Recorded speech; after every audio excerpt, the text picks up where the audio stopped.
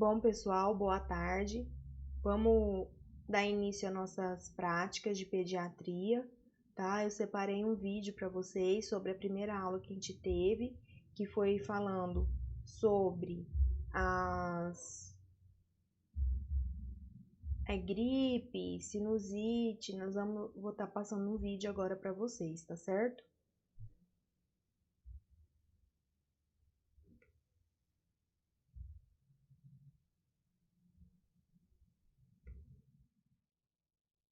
Ao exame físico, ele está em bom estado. Ele teve uma febre de 38 graus nos primeiros 2 dias, mas que já parou, porque agora já é o terceiro dia, tá? Ao exame físico, ele está em bom estado geral, frequência cardíaca, respiratória, saturação, tudo normal. E a gente tem uma hiperemia discreta de orofaringe, mas sem exudato e sem petequias, tá? O restante está tudo normal. Então, a gente vê um paciente que começou com um quadro de sintomas de via aérea superior, com uma febre aí nos primeiros 2 dias, mas essa febre já se resolveu. E agora ele persiste com uma coriza um pouco mais amarelada e a tosse e apenas uma hiperemia leve de orofaringe. Isso aí é um resfriado comum. O que o resfriado comum dá? Ele dá uma febre baixa inicial, que nem esse paciente nos primeiros 2 dias, daí evolui com uma tosse, uma coriza hialina, que pode amarelar, mas que depois vai clareando até sumir em 7 a 10 dias e tem uma evolução totalmente tranquila, resolvendo aí em no máximo 10 dias. Então, é resfriado comum, causado principalmente por vírus, rinovírus, adenovírus, vírus sincicial respiratório, pode ser aí até influenza, tá? Para influenza, e esses vírus você pega por contato com secreções infectadas, com gotículas, e curso total de 10 dias, autolimitado. Qual que é a conduta, então, para esse quadro tão tranquilo? Tem que usar antihistamínico? Tem que usar descongestionante? Não. Você vai orientar essa mãe só fazer lavagem nasal com soro fisiológico. Não há necessidade de usar xarope para tosse, antihistamínico, descongestionante nasal é, inclusive, contraindicado em todos os menores de 5 anos, pelo risco aí de bradicardia e morte, tá? E você vai orientar essa criança a voltar, se a febre voltar a febre, porque a febre já passou, se persistirem os sintomas, se aparecer sintoma novo, se tiver mancha no corpo. Se esse paciente ainda tivesse febre, a gente também orientaria antitérmico, tá? Que no caso aqui ele não tem. Então vamos seguir. O Luiz, depois de 10 dias, volta ao PS. A mãe refere que aquela coriza amarelada que ele começou lá atrás persiste, esverdeada, e tem uma tosse produtiva, principalmente quando ele deita e quando ele levanta de manhã. Então, é uma tosse que a gente chama de decúbito dependente, que sinaliza um pouco de secreção de via aérea superior. Ele nega outros sintomas, nega a febre e nega o uso recente de antibiótico, tá? Então, esse paciente manteve essa secreção nasal e essa tosse, apesar de não ter febre, mas tem muita secreção ainda de via aérea superior. Ao exame físico, quando a gente vai olhar, ele continua em bom estado geral, os parâmetros estão todos normais, e aí a horoscopia, quando você abaixa a língua, você vê uma secreção amarelada escorrendo a partir da rinofaringe, isso é o que a gente chama de sinal da vela, tá bom? E a otoscopia, eu vejo presença de nível hidroaéreo em orelha média bilateral. Então, esse paciente tem sinal da vela, que é a secreção em orofaringe posterior, escorrendo, e eu tenho nível hidroaéreo em orelha média bilateral. Agora, a questão que eu quero saber para você, isso aí é otite média aguda, sim ou não? E justifique. Otite média aguda a gente classifica apenas pelo encontro de secreção em orelha média? Não, você também precisa ter sinais flogísticos. Então, realmente, a otite média aguda seria uma complicação de um resfriado, só que em geral ela é uma complicação mais precoce. Então, aí nas primeiras 48 horas, a criança persiste a febre, fica irritada com dor de ouvido. Nessa idade aí de 5 anos, o Luiz já referiria dor de ouvido se fosse uma otite média aguda, que é um pouco diferente do que aconteceu aqui, que foi persistência só da secreção e não da febre. E além da efusão do encontro de secreção em orelha média, que seria o nível hidroaéreo ou uma opacificação, eu também teria que ter sinais flogísticos. Então, hiperemia de conduto, abaulamento de conduto. Então, não, isso aí não é otite média aguda, porque eu só tenho efusão em orelha média sem sinais flogísticos. Então, vamos ver aí otoscopias de otite média aguda para você relembrar. Essa imagem aí no canto superior esquerdo é uma membrana timpânica normal, então com brilho normal, translúcida. Do lado dela a gente começa a ver ela um pouco mais opacificada, mas ainda tem brilho. E aí sim, as duas imagens de baixo a gente tem abaulamento e opacificação de membrana timpânica com hiperemia, aí sim seria otite média aguda. Agora, em não sendo otite média aguda, o que é isso então? Isso aí é uma outra complicação do resfriado comum, que parece ser sinusite aguda. Por quê? Por persistência da tosse, dos sintomas de secreção de via aérea superior, apesar de não estar com febre. E aí, para o diagnóstico de sinusite aguda, eu preciso de exame complementar, que é o que a questão está te perguntando. Não, você não precisa. O diagnóstico de sinusite aguda, ele é clínico, tá bom? Agora, Natália, existem situações em que eu preciso de um exame complementar, uma tomografia de seios da face ou uma ressonância de seios da face. Sim, existem essas situações. Quando você está suspeitando aí de uma complicação orbitária ou de sistema nervoso central da sinusite, ou quando essa sinusite ela é persistente apesar do tratamento com antibiótico, ou ela recorre apesar do tratamento adequado. Mas essa não é uma dessas situações, então você não precisa de exame nesse momento. Então, o diagnóstico aqui desse paciente é de sinusite aguda, e aí eu quero relembrar para vocês quais são os 3 momentos em que a gente pode fazer esse diagnóstico de sinusite aguda. Então, que nem esse paciente que está com persistência dos sintomas respiratórios a maior ou igual a 10 dias, então persiste a tosse, persiste a coriza, apesar de já ter passado 10 dias, que era o tempo de duração normal de um resfriado comum. Ou se o paciente tiver uma piora após uma melhora inicial dos sintomas, então ele estava indo bem, tinha melhorado a coriza, tinha melhorado a tosse, a febre, só que agora voltou a coriza purulenta, a febre, também posso pensar nesse diagnóstico. Ou se o paciente teve um início agudo, súbito, de sintomas muito graves, então de febre maior ou igual a 39 graus, com tosse, secreção esverdeada, purulenta, intenso há mais de 3 dias, aí sim eu também estaria autorizada a fazer o diagnóstico de sinusite aguda. Então, esse paciente tem sinusite aguda, e aí qual é o tratamento? A gente vai tratar com algum antibiótico que cubra as bactérias, e a principal bactéria implicada na sinusite aguda é o pneumococo, mas também a gente tem hemófilos influenzae não tipável, Moraxella catarrhalis. Então, um antibiótico aqui, considerando que esse paciente não tem fatores de risco para resistência do pneumococo à penicilina, poderia ser a amoxicilina numa dose normal de 45 mg quilo dia por 10 dias.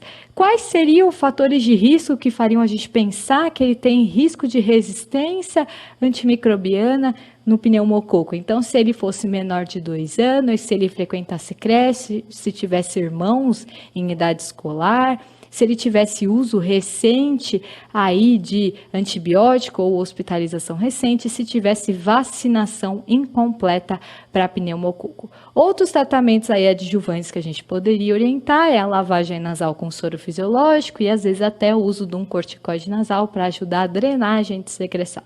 Então vamos ver o que aconteceu com o Luiz. Luiz retornou com a gente depois de 72 horas do início do antibiótico, então 3 dias do início do antibiótico, agora com um inchaço progressivo no olho esquerdo há um dia, acompanhado agora de febre. Então ele estava febril, agora além desse olho feio, ele está com febre, tá bom? Ele está usando corretamente o antibiótico que foi prescrito, a mãe conta para você. E aí é o exame físico, ele ainda está em bom estado geral, sinais vitais todos normais, ainda tem aquele nível hidroaéreo em orelha média bilateral e restante normal, a não ser essa imagem que a gente vai ver na frente. Então, o paciente está com febre e esse aparecimento de lesão no olho. Então, vamos ver como é que é isso. Isso aí é um edema e uma hiperemia palpebral de olho esquerdo. E aí, qual que é a hipótese diagnóstica? Então, o paciente aqui evoluiu com febre, depois de 3 dias, que já era para o antibiótico estar fazendo efeito, do início do antibiótico correto, isso aí provavelmente é uma complicação da sinusite aguda, e essa complicação que o Luiz está, é a complicação mais comum da sinusite aguda, que é a celulite periorbitária, tá bom? Então, a celulite periorbitária, ela se caracteriza por esse edema e eritema aí de pálpebra, periorbitário, né? Então pré-septal, e decorre de uma alteração da drenagem venosa local. Nesses pacientes, se o quadro for leve, dá para você tentar antibiótico oral. Agora, se não melhorar em 24, 48 horas ou for em sintomas mais graves, você vai ter que internar para fazer antibiótico IV. Agora, existe alguns sintomas que você tem que pesquisar na semiologia ocular desse paciente para descartar que ele também não tenha um comprometimento pós-septal, então orbitário, uma celulite orbitária. Quais são os achados da semiologia ocular que vão indicar um comprometimento orbitário? Então, se ele tiver alteração de mobilidade de músculo extraocular, se tiver dor à movimentação, proptose do globo ocular, então sai um pouquinho para fora, olho arroxeado, ou edema ocular, ou alteração de acuidade visual. Então, nesse quadro, que é um quadro mais grave, aí sim estaria indicado internar logo de cara com antibiótico endovenoso, fazer uma tomografia com contraste e pedir a avaliação do otorrino, tá? Agora a questão quer saber por que complicou se o paciente estava em uso do antibiótico correto para as bactérias que levam à sinusite aguda. Então, vamos dar uma olhada na resistência a antimicrobianos dessas bactérias. O pneumococo, ele leva à resistência por alteração das proteínas ligadoras de penicilinas, PBPs. A incidência de pneumococo estimado resistente é de 10 a 15%, sendo 50% deles com resistência intermediária. E esses pneumococos com resistência intermediária, eles melhoram se a gente só dobrar a dose da amoxicilina, já faz efeito neles. Agora, o Haemophilus influenzae e a Moraxella catarrhalis, eles são resistentes por produção de beta-lactamase, que é uma enzima que degrada a penicilina, a amoxicilina. Então, nesses casos, não adianta dar amoxicilina, nem em dose dobrada eu tenho que dar um antibiótico que vença essa enzima. Então, ou eu dou um clavulanato, por exemplo, que é um inibidor de beta-lactamase, ou eu dou uma acetilcefuroxima. Veja que a Moraxella catarrhalis é em 100% dos casos resistente à penicilina, tá? E a sinusite, ela tem uma maior incidência aí da presença dessas bactérias com essa resistência. Então, hemófilos acontece em 20%, e Moraxella em 20%, e o pneumococo aí em 30%. Então, sim, existe o risco deles serem resistentes. Então, complicou, porque provavelmente o Luiz teve uma bactéria resistente à amoxicilina, e o que eu tenho que fazer? Eu tenho que subir o tratamento antimicrobiano com a amoxicilina com clavulanato, ou com acetilcefuroxima, tá? Via oral, tá? Então, que é clarinha, mas que há um dia está amarelada, tá? E além disso, ele teve uma febre de 38 graus nos primeiros 2 dias, mas que já parou, porque agora já é o 3º dia, tá? Ao exame físico, ele está em bom estado geral, frequência cardíaca, respiratória, saturação, tudo normal. E a gente tem uma hiperemia discreta de orofaringe, mas sem exudato e sem petequias, tá? O restante está tudo normal. Então, a gente vê um paciente que começou com um quadro de sintomas de via aérea superior, com uma febre aí nos primeiros 2 dias, mas essa febre já se resolveu, e agora ele persiste com uma coriza um pouco mais amarelada e a tosse e apenas uma hiperemia leve de orofaringe. Isso aí é um resfriado comum. O que o resfriado comum dá? Ele dá uma febre baixa inicial, que nem esse paciente nos primeiros 2 dias, daí evolui com uma tosse, uma coriza hialina, que pode amarelar, mas que depois vai clareando até sumir em 7 a 10 dias, e tem uma evolução totalmente tranquila, resolvendo aí em no máximo 10 dias. Então, é resfriado comum, causado principalmente por vírus, rinovírus, adenovírus, vírus sincicial respiratório, pode ser aí até influenza, tá? para influenza, e esses vírus você pega como? Por contato com secreções infectadas, com gotículas, e curso total de 10 dias, autolimitado. Qual que é a conduta, então, para esse quadro tão tranquilo? Tem que usar antihistamínico? Tem que usar descongestionante? Não. Você vai orientar essa mãe só fazer lavagem nasal com soro fisiológico. Não há necessidade de usar xarope para tosse, antihistamínico, descongestionante nasal é inclusive contraindicado em todos os menores de 5 anos, pelo risco aí de bradicardia e morte, tá? E você vai orientar essa criança a voltar, se a febre voltar a febre, porque a febre já passou, se persistirem os sintomas, se aparecer sintoma novo, se tiver mancha no corpo. Se esse paciente ainda tivesse febre, a gente também orientaria antitérmico, tá? Que no caso aqui ele não tem. Então vamos seguir. O Luiz, depois de 10 dias, volta ao PS. A mãe refere que aquela coriza amarelada que ele começou lá atrás persiste, esverdeada, e tem uma tosse produtiva, principalmente quando ele deita e quando ele levanta de manhã. Então, é uma tosse que a gente chama de decúbito dependente, que sinaliza um pouco de secreção de via aérea superior. Ele nega outros sintomas, nega a febre e nega o uso recente de antibiótico, tá? Então, esse paciente manteve essa secreção nasal e essa tosse, apesar de não ter febre, mas tem muita secreção ainda de via aérea superior. Ao exame físico, quando a gente vai olhar, ele continua em bom estado geral, os parâmetros estão todos normais, e aí a oroscopia, quando você abaixa a língua, você vê uma secreção amarelada escorrendo a partir da rinofaringe, isso é o que a gente chama de sinal da vela, tá bom? E a otoscopia, eu vejo presença de nível hidroaéreo em orelha média bilateral. Então, esse paciente tem sinal da vela, que é a secreção em orofaringe posterior, escorrendo, e eu tenho nível hidroaéreo em orelha média bilateral. Agora, a questão que eu quero saber para você, isso aí é otite média aguda, sim ou não? E justifique. Otite média aguda a gente classifica apenas pelo encontro de secreção em orelha média? Não, você também precisa ter sinais flogísticos. Então, realmente, a otite média aguda seria uma complicação de um resfriado, só que em geral ela é uma complicação mais precoce.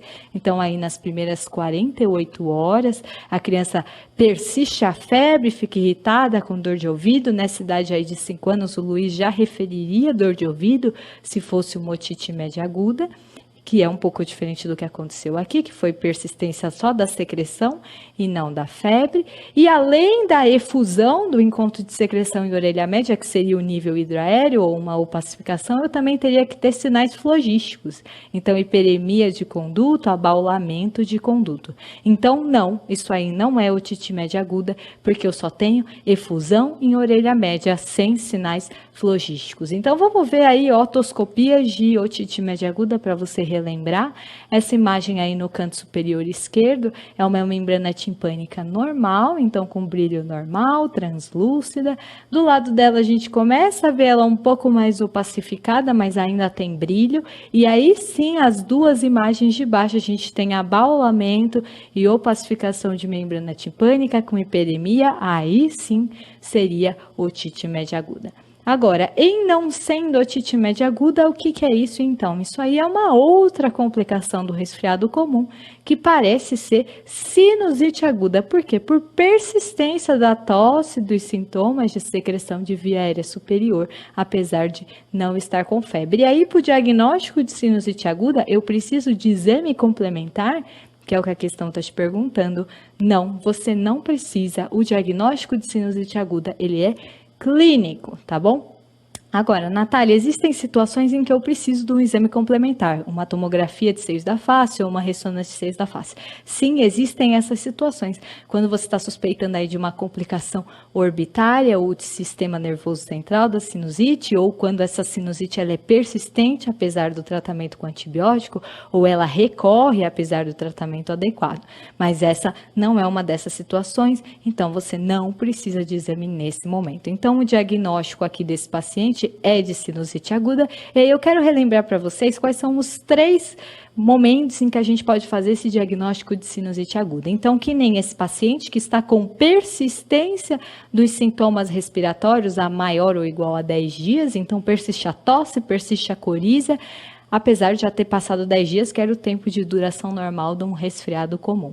Ou se o paciente tiver uma piora após uma melhora inicial dos sintomas, então ele estava indo bem, tinha melhorado a coriza, tinha melhorado a tosse, a febre, só que agora voltou a coriza purulenta, a febre, também posso pensar nesse diagnóstico. Ou se o paciente teve um início agudo, súbito, de sintomas muito graves, então de febre maior ou igual a 39 graus, com tosse, secreção esverdeada, purulenta, intenso há mais de 3 dias, aí sim eu também estaria autorizada a fazer o diagnóstico de sinusite aguda. Então esse paciente tem sinusite aguda e aí qual é o tratamento? A gente vai tratar com algum antibiótico que cubra as bactérias e a principal bactéria implicada na sinusite aguda é o pneumococo, mas também a gente tem Haemophilus influenzae não tipável, Moraxella catarrhalis. Então um antibiótico aqui, considerando que esse paciente não tem fatores de risco para resistência do pneumococo à penicilina, poderia ser a amoxicilina numa dose normal de 45 mg quilo dia por 10 dias. Quais seriam os fatores de risco que fariam a gente pensar que ele tem risco de resistência antimicrobiana no pneumococo? Então, se ele fosse menor de 2 anos, se ele frequentasse creche, se tivesse irmãos em idade escolar, se ele tivesse uso recente aí de antibiótico ou hospitalização recente, se tivesse vacinação incompleta para pneumococo. Outros tratamentos aí adjuvantes que a gente poderia orientar é a lavagem nasal com soro fisiológico e às vezes até o uso de um corticoide nasal para ajudar a drenagem de secreção. Então vamos ver o que aconteceu com o Luiz. Luiz retornou com a gente depois de 72 horas do início do antibiótico, então 3 dias do início do antibiótico, agora com um inchaço progressivo no olho esquerdo há um dia, acompanhado agora de febre. Então ele estava febril, agora além desse olho feio, ele está com febre, tá bom? Ele está usando corretamente o antibiótico que foi prescrito, a mãe conta para você. E aí é o exame físico, ele ainda está em bom estado geral, sinais vitais todos normais, ainda tem aquele nível hidroaéreo em orelha média bilateral e restante normal, a não ser essa imagem que a gente vai ver na frente. Então, o paciente está com febre e esse aparecimento de lesão no olho. Então, vamos ver como é que é isso. Isso aí é um edema e uma hiperemia palpebral de olho esquerdo. E aí, qual que é a hipótese diagnóstica? Então, o paciente aqui evoluiu com febre, depois de 3 dias, que já era para o antibiótico estar fazendo efeito, do início do antibiótico correto, isso aí provavelmente é uma complicação da sinusite aguda, e essa complicação que o Luiz está é a complicação mais comum da sinusite aguda, que é a celulite periorbitária, tá bom? Então, a celulite periorbitária, ela se caracteriza por esse edema e eritema aí de pálpebra, periorbitário, né? Então pré-septal, e decorre de uma alteração da drenagem venosa local. Nesses pacientes, se o quadro for leve, dá para você tentar antibiótico oral. Agora, se não melhorar em 24, 48 horas ou for em sintomas mais graves, você vai ter que internar para fazer antibiótico IV. Agora, existe alguns sintomas que você tem que pesquisar na semiologia ocular desse paciente para descartar que ele também não tenha um comprometimento pós-septal, então orbitário, uma celulite orbitária. Quais são os achados da semiologia ocular que vão indicar um comprometimento orbitário? Então, se ele tiver alteração de mobilidade de músculo extraocular, se tiver dor à movimentação, proptose do globo ocular, então sai um pouquinho para fora, olho arroxeado, ou edema ocular, ou alteração de acuidade visual. Então, nesse quadro, que é um quadro mais grave, aí sim estaria indicado internar logo de cara com antibiótico endovenoso, fazer uma tomografia com contraste e pedir a avaliação do otorrino, tá? Agora a questão quer saber por que complicou se o paciente estava em uso do antibiótico correto para as bactérias que levam à sinusite aguda. Então, vamos dar uma olhada na resistência a antimicrobianos dessas bactérias. O pneumococo, ele leva à resistência por alteração das proteínas ligadoras de penicilinas, PBPs. A incidência de pneumococo estimado resistente é de 10 a 15%, sendo 50% deles com resistência intermediária. E esses pneumococos com resistência intermediária, eles melhoram se a gente só dobrar a dose da amoxicilina, já faz efeito neles. Agora, o Haemophilus influenza e a Moraxella catarrhalis, eles são resistentes por produção de beta-lactamase, que é uma enzima que degrada a penicilina, a amoxicilina. Então, nesses casos, não adianta dar amoxicilina, nem em dose dobrada eu tenho que dar um antibiótico que vença essa enzima. Então, ou eu dou um clavulanato, por exemplo, que é um inibidor de beta-lactamase, ou eu dou uma acetilcefuroxima. Veja que a Moraxella catarrhalis é em 100% dos casos resistente à penicilina, tá? E a sinusite, ela tem uma maior incidência aí da presença dessas bactérias com essa resistência. Então, hemófilos acontece em 20%, e Moraxella em 20%, e o pneumococo aí em 30%. Então, sim, existe o risco deles serem resistentes. Então, complicou, porque provavelmente o Luiz teve uma bactéria resistente à amoxicilina, e o que eu tenho que fazer? Eu tenho que subir o tratamento antimicrobiano com a amoxicilina com clavulanato ou com acetilcefuroxima, tá? Via oral, tá? Então, o que é que